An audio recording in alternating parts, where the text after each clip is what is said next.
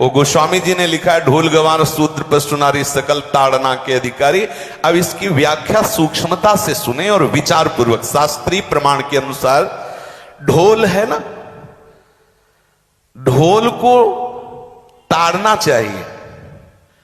ताड़ना मतलब उसको ठपाक चाहिए, और बेताल नहीं। शास्त्र सिद्धांत के अनुसार, संगीत शास्त्र के अनुसार तभी वो राग प्रकट कर पाएगा, तभी वो बजेगा। ढोल को हाथ जोड़ के बोलो कि साहब आप बज जाएं, नहीं बजे, उसको ताड़ना चाहिए। अब ताड़ना शब्द चारों में एक जैसा नहीं लगेगा, शब्द एक ही है ताड़ना, लेकिन ताड़ना के अर्थ अलग अलग हैं। जैसे कनक है, एक ही शब्द है कनक, लेकिन कनक कनक ते 100 गुनी मादकता अधिकाय, वा खाए बोराए जग या पाए बोराए। बोले कनक ही शब्द है। जैसे ताड़ना शब्द का हम प्रयोग केवल वही समझे कि ताड़ना देना ही नहीं, उसका अर्थ अलग अलग है। जैसे कनक शब्द है, कनक को सोना भी कहते हैं और कनक को धतूरा भी कहते हैं। कनक को धतूरा भी कहते हैं। एक कनक है जिसके खाने से बावरा हो जाएगा, और एक कनक है जिसके पाने से बावरा हो जाएगा। कनक शब्द एक ही है, लेकिन दोनों का अर्थ अलग अलग हो गया। ऐसे ही ढोल में ताड़न का तात्पर्य है उसको पीटना, लेकिन वो शास्त्रीय संगीत के आधार पर उसको ताल देना। ताल देने से ही वो राग प्रकट करता है, आनंद की उमगन करता है, ना कि प्रार्थना करने से। समझ रहे? अच्छा, गंवार, गंवार कहते हैं विवेकहीन पुरुष को। विवेकहीन पुरुष को कोई कार्य दे दो और उस पर दृष्टि न रखो तो कार्य नष्ट हो जाएगा। वहां ताड़ने का तात्पर्य उसको पीटना नहीं है, उस अविवेकी गंवार पर दृष्टि रखो। जो आपने कार्य सौंपा है, जो भी कार्य उसका है, उस अविवेकी पर दृष्टि रखना ताड़ना हुआ। उस पर दृष्टि रखो, क्योंकि वो अविवेकी है, गंवार है, वो कार्य प्रणाली ठीक जानता नहीं। आप जहां त्रुटि होता संभाल लेना तो वो संभल जाए, क्योंकि वो गंवार है। और शूद्र, शूद्र का तात्पर्य होता शूद्र, वैसे जो वर्ण व्यवस्था में शूद्र का प्रादुर्भाव सबसे श्रेष्ठ जगह से प्रादुर्भाव है। वर्णन आता है, ब्राह्मणोश मुखमाशी बाहु राजन्य कृतः उरुददस जद वैश्या पदभ्याग्यं शूद्रो जायत।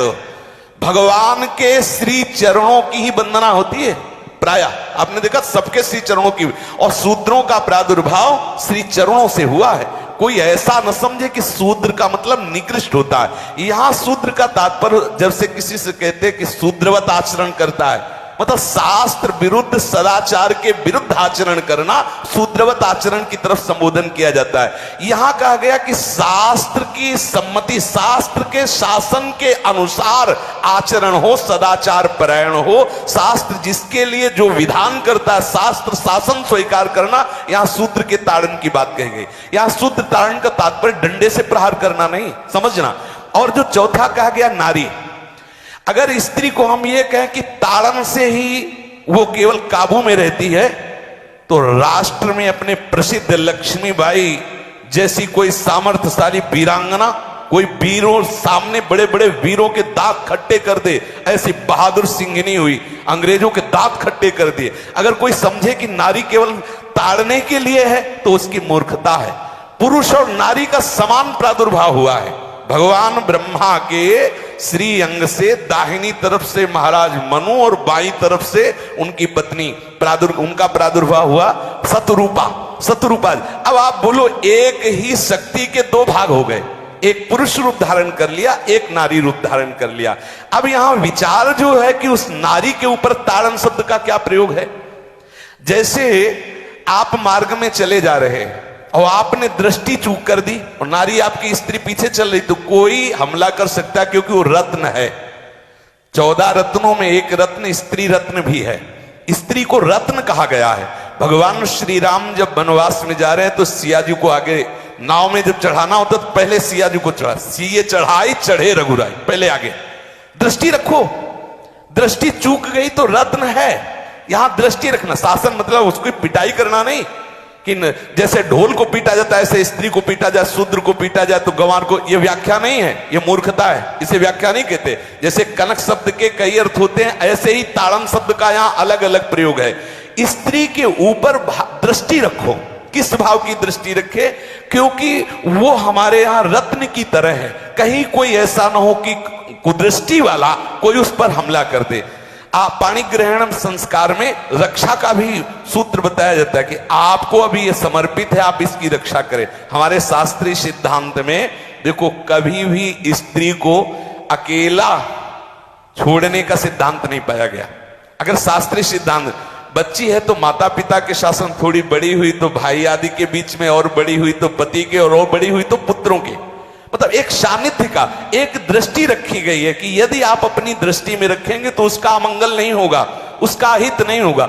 ये जो जैसे मानो कोई सी स्त्री को अकेला कोई पा गया और कुमार्गामी वृत्ति वाला हुआ, तो आज जो घटनाएं सुनने को मिलती हैं, अगर हमारी दृष्टि हो उस पर तो ऐसा नहीं हो सकता। और दूसरी बात यह है कि स्त्री को बुद्धि स्वरूपा भी माना गया। भगवान से भीष्म जी कहते हैं, मैंने अपनी कुंवारी कन्या बुद्धि को, हमारी कुंवारी कन्या है बुद्धि, सदैव सुरक्षित रखा है, आज आपके चरणों में समर्पित करते हैं। तो शास्त्र शासन के द्वारा बुद्धि को सदैव अपने अधीन रखो, कहीं बुद्धि कुमार्गामी ना हो जाए। यहां स्त्री के ताड़न का केवल एक सूत्र है कि आप उस पर दृष्टि बनाए रखें, कहीं स्त्री रत्न कहीं अपवित्र ना हो जाए, कहीं दूसरे का किसी तरह से कुमार्गामी लोगों का ऐसा कोई बर्ताव ना हो जाए, इसलिए सावधान। वहां उसको पीटने का शब्द नहीं है कि ढोल गवार शूद्र पशु नारी सकल ताड़ना के अधिकारी। ताड़ना का तात्पर्य वहां पीटना नहीं तो विद्वता में देखो तो एक से एक, साधुता में देखो तो एक से एक, वीरांगना देखो एक से एक, ऐसा नहीं कह सकते, क्योंकि जो सामर्थ्य पुरुष में वही सामर्थ्य भगवान ने स्त्री में भी दी, क्योंकि भगवान के ही दो रूप हैं, एक स्त्री और एक पुरुष, समझ रहे ना। तो इसमें एक ताड़न शब्द का कई अर्थ होता है। भगवान की साक्षात शक्ति स्त्री है। अगर कोई इस भाव से देखे कि स्त्री तो केवल ताड़ना, मतलब केवल गाली दे के बात करना, ऐसा नहीं। जिस घर में स्त्री का अपमान होता है उस घर का नाश हो जाता है, निश्चित हो जाता है। आप देखिए रावण का सत्यानाश हो गया जगदम्बा सीता के प्रति, दुर्योधन का सत्यानाश हो गया द्रौपदी के प्रति। जहां स्त्री का अपमान हो जाए, अगर कोई ये समझे कि स्त्री केवल मतलब जैसा हम चाहे वैसा व्यवहार करे, तो अगर नाश ना हो जाए तो हमें बता देना, क्योंकि भगवान की वो शक्ति है। अगर उसे तुम सोचो कि हम ताड़न करें, जैसे ढोल को ताड़न करें ऐसे ताड़न करें, तो तुम्हारा नाश हो जाएगा।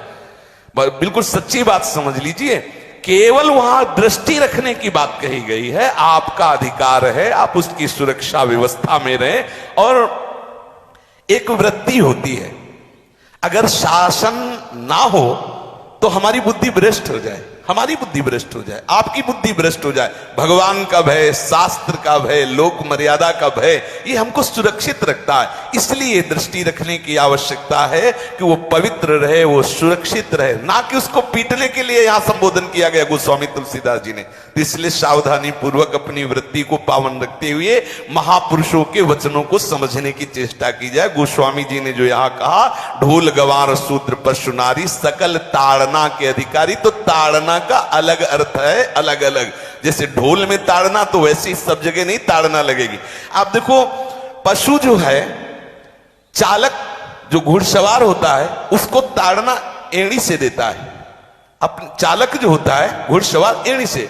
किसान जो होता है वो बैल को बोलता है दाहिने, जैसे हल जोतने होता है बाएं, वो भाषा समझता है, बाएं मुड़ जाए, और नहीं मुड़ता तो पीछे अरई है एक छड़ी, उससे वो इशारा देता है, वो समझ जाता है। पशु को अपने इशारे से चला लेते। अब उससे कहे, खड़ा होकर हाथ जोड़ के कहे कि भैया बैल देवता आप थोड़ा दाहिने मुड़ जाओ, तो नहीं मुड़ेगा। जब लगाम पकड़ी और थोड़ा ताड़न किया और बोले दाएं, तो फौरन दाहिने मुड़ गया। आप देखो जो बैलगाड़ी चलाते हैं, घोड़ा गाड़ी चलाते हैं, ऊंट चलाते हैं, तो पशु शासन के द्वारा उसको इशारे से किधर चलना उसको इशारा बता दो। अलग अलग जगह इस ताड़न शब्द का अर्थ प्रयोग किया गया है।